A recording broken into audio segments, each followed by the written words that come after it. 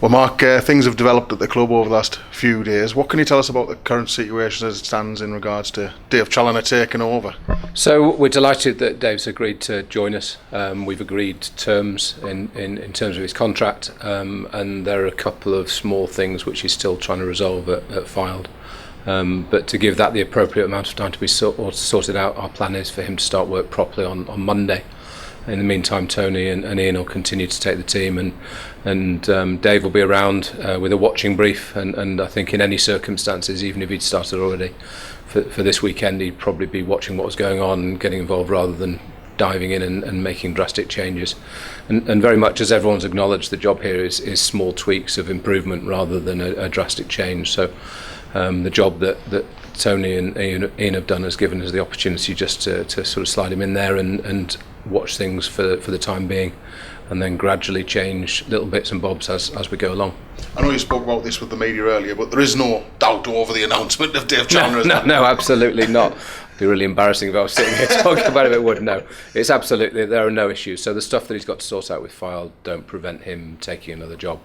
There are just some contractual issues which is important from his point of view that he sorts out, and as I say, that we're in a luxurious position with the job that the fellas have done to be able to give him that time, and it's not preventing him being around the place. And Tony no doubt will pass all of his thoughts and selections past Dave anyway.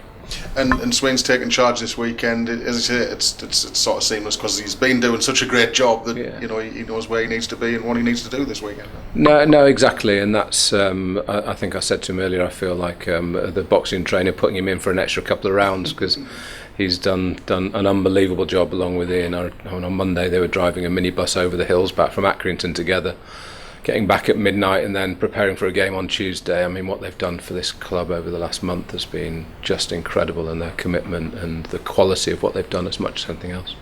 So I feel a little bit guilty asking even more from them, but I know that Tony's enjoyed his conversations with Dave yesterday, and there's an openness between them, and as I've said elsewhere, Tony is a huge part of our plans going forward, and part of Dave's remit is to develop him and Ian.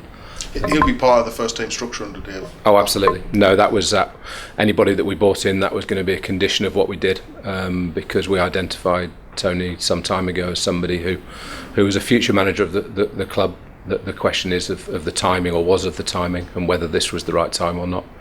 The process we've been through has decided it's not quite the right time. But he's a huge future with the club because he's got all of the attributes that we're looking for in a manager, and he certainly demonstrated that over the last month.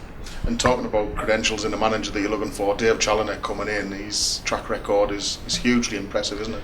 Massively so, and we took a step back and we did some profiling of the type of candidate that had succeeded in this league previously.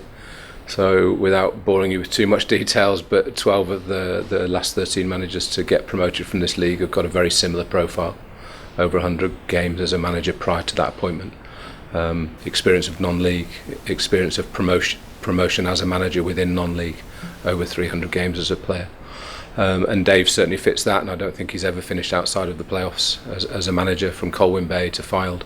And he's somebody who, when we did that profile and made a list of managers in and out of work, he was at the top, and we frankly didn't think he'd be available and didn't think that we'd be able to get him. So for him to become available so soon after us making the decision we did was very good timing from our point of view.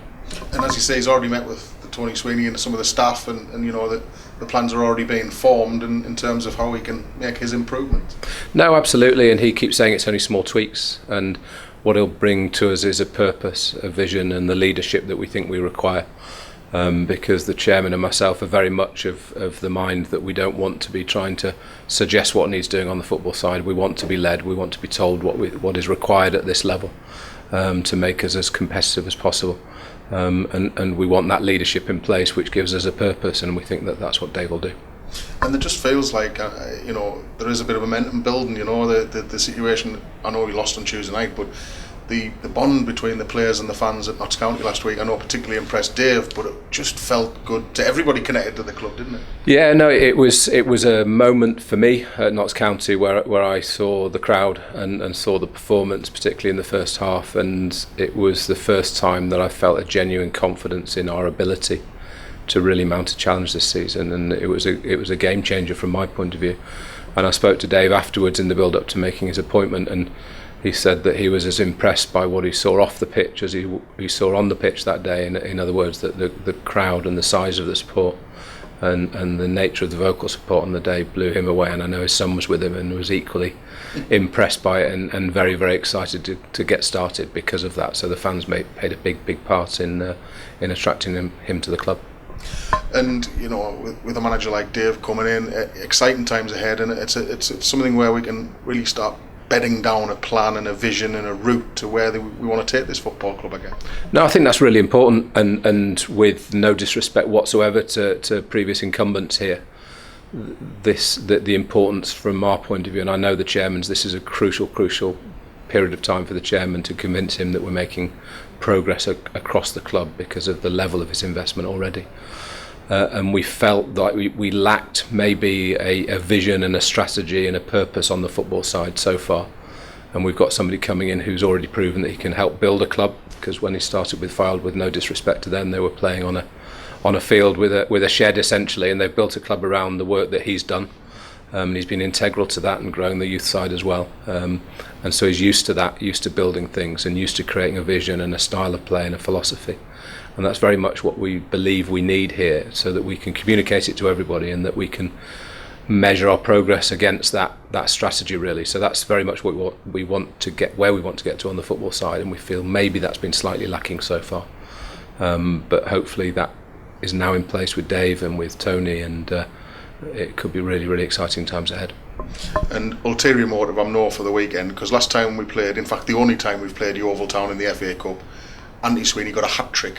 So that's why you've left him in charge, isn't it? That's the only reason. No, because you come to me with those kind of stats and that will decide our philosophy going forward. So absolutely. Well, let's hope that Sweeney can get something similar this weekend, and be wrong not to finish this with just saying what an unbelievable job he's done. And club legend is one of these words that gets bandied about for various people in various football clubs. But if anybody's identified what that's about, then it's been Tony over the last 2 or 3 weeks.